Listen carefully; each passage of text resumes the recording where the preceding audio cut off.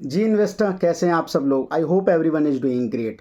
आज हम कुछ बातें करेंगे कि मार्केट में इस लेवल का डीप करेक्शन है और उसका सबसे बड़ा रीज़न ये है कि जो एफ आई आईज है वो अपनी मनी को कॉन्टिन्यूस जो पुल कर रहे हैं इंडिया से, और वो कहाँ लगा रहे हैं दैट इज़ अ क्वेश्चन। कि कोई बोलता है वो चाइना में पैसा जा रहा है या यूएसए में पैसा जा रहा है, that is something yet to known. But बाकी जो चीज़ें हैं वो बहुत ज़्यादा मैटर कर रही हैं। जो इंडियन इक्विटी मार्केट में जो इन्वेस्टर हैं या आप ट्रेडर हैं जिन्होंने सितंबर में एंट्री ली थी, सितंबर 24 से मार्केट में एफआईआई की सेलिंग आई है, जिसकी वजह से लगातार जो है मार्केट में करेक्शन दिखाई दे रही है। उसके कुछ रीजंस की हम बात करेंगे और ट्राई टू अंडरस्टैंड कि ये रीजंस क्या जेन्युइन है, बट मार्केट में कब रिकवरी आएगी दैट इज़ समथिंग अभी कुछ नहीं पता है। बट अभी आपको जो है मेरी जो स्ट्रैटेजी है that is something I do buy and sell, और बाकी लोगों की क्या स्ट्रैटेजी है वो आप अपनी फॉलो कर सकते हो। बट मार्केट में अगर आपने कोई क्वालिटी कंपनी बाय की हुई है और अगर वो डाउन है तो आप उसके साथ अभी स्टे करने का समय है। मुझे ऐसा लगता है लॉन्ग टर्म में देल रिकवर। अच्छा, उसके बाद अगर हम बात करें तो जो नंबर्स हैं उसमें एफआईआई इन्वेस्टर ने $25 बिलियन जो है वो इंडियन स्टॉक मार्केट से एज ऑफ 25 फरवरी 2027 तक पुल कर लिया है। $25 बिलियन जो है उन्होंने मार्केट से पुल कर लिए हैं, मतलब इंडियन मार्केट से पैसा निकाल लिया है। और ये जो सेलिंग है ये फ्राइडे को और इंटेंसिफाई हो गई थी दोस्तों। अगर हम बात करें फ्राइडे की मॉर्निंग में तो जो इन्वेस्टर हैं इंडियन स्टॉक्स जो हैं उन्होंने 6 लाख करोड़ की जो है वैल्यू को लूज कर दिया था इन 45 मिनट्स। जो स्टार्टिंग के 45 मिनट्स थे, ये डेटा बोल रहा है।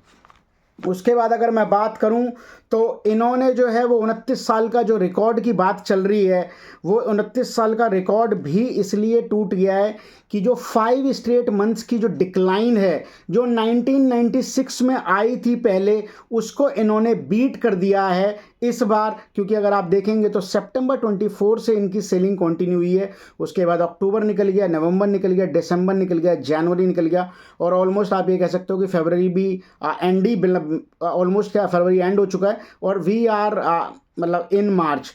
अब ये मार्च में कैसी रहेगी that is something yet to know. उसके बाद अगर हम बात करें इसके लिए जो जेफरी है जो इन्वेस्टमेंट बैंकिंग है उनके क्रिस वुड हैं, उन्होंने अपनी लेटेस्ट जो है फियर एंड ग्रीड एक रिपोर्ट है जिसमें आपका फियर एंड ग्रीड या फोमो जो होता है उसमें रिपोर्ट में भी इन्होंने कई सारे रीजंस मेंशन किए हैं कि मार्केट क्यों गिर रही है फ्रेंड्स। अच्छा, अब हम दूसरी बात ये कर लेते हैं कि गौतम दुग्गड़ हैं जो आपके मोतीलाल ओसवाल के हैं। उनका ये कहना है कि जो NSE 500 है जहाँ पे 500 कंपनीज हैं उनके बेसिस पे एक इंडेक्स बना हुआ है।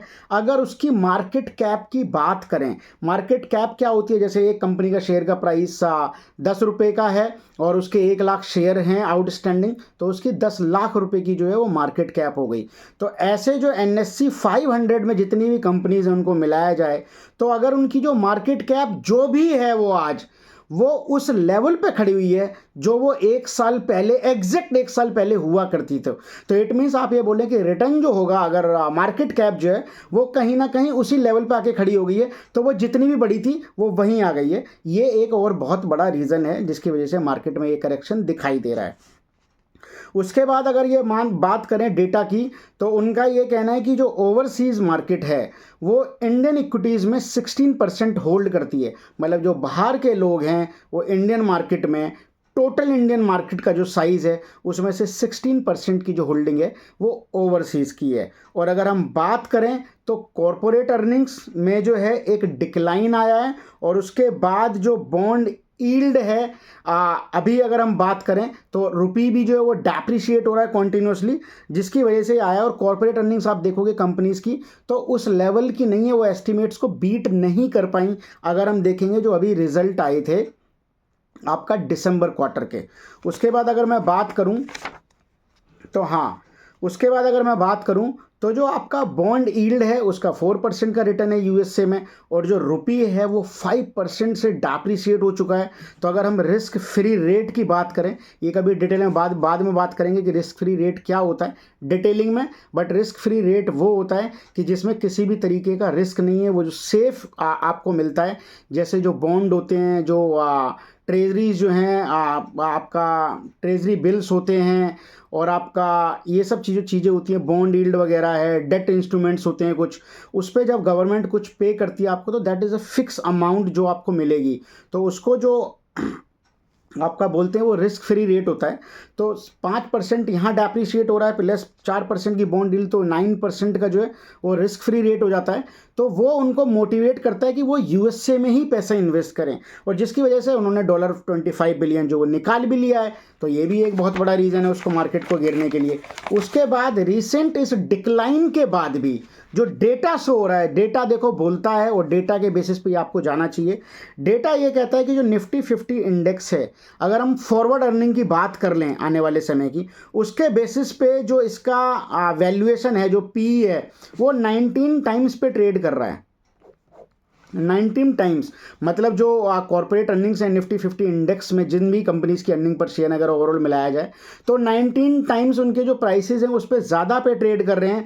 अगर हम ये बात करें इन कंपैरिजन, मतलब कंपैरिजन करें साउथ कोरिया और चाइना शंघाई का, तो साउथ कोरिया का जो कॉस्पी है वो 9.2 टाइम पे ट्रेड कर रहा है, और चाइना का जो शंघाई है वो 12 टाइम पे ट्रेड कर रहा है, और ये जो है वो 19 टाइम पे ट्रेड कर रहा है।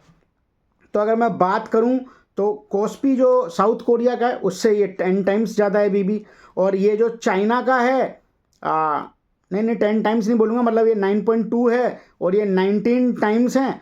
तो ये तो अभी इसका ऑलमोस्ट डबल है। और अगर हम बात करें चाइना शंघाई का, वो भी 12 टाइम्स है, तो वहाँ से भी ज़्यादा वैल्यूएशन पे ट्रेड कर रहा है। तो अभी भी जो है ये एक्सपेंसिव है, ऐसा जो एनालिस्ट हैं, जो इन्वेस्टमेंट बैंकिंग फर्म्स हैं, उनको ऐसा लगता है।